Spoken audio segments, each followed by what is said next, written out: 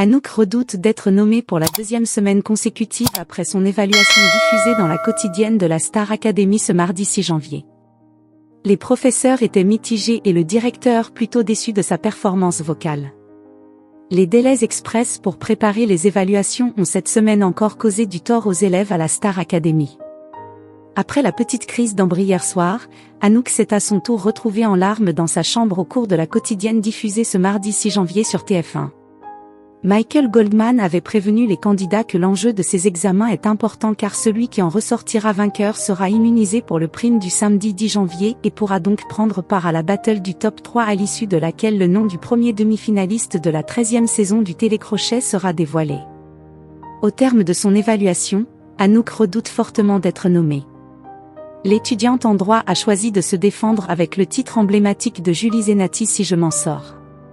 Un bon choix de chanson, selon Marlène Schaffmé qui a révélé les limites vocales d'Anouk devant le corps professoral ce matin-là. Il y a eu un moment où elle s'est pris les pieds dans le tapis dans le texte, et ça l'a déstabilisée dans la justesse et dans le rythme. Tout de suite, son regard a décroché, elle a regardé Sophia. Je me suis dit, là, elle est en train de chercher notre approbation, ça va être compliqué pour elle de se remettre dans le truc, et dans sa tête elle a dû se dire, M*RDE, ça y est, a relevé la professeure d'expression scénique. Jonathan Jeanvrin et Papy sont, eux, heureux de la proposition de la jeune femme de 20 ans dans leurs deux matières respectives. Sophia Morgavi est elle aussi contente des efforts d'Anouk pour garder sa voix de tête timbrée et connectée. Toutefois, le directeur partage le même avis que Marlène Schaff.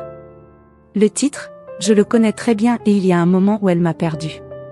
Ça veut dire qu'elle devait être aussi un peu perdue elle aussi. Si elle était sûre de là où elle était et de comment elle était, je n'aurais pas eu ce sentiment-là, ce n'était pas totalement maîtrisé. Il y a encore des petits trucs à corriger, a déclaré Michael Goldman.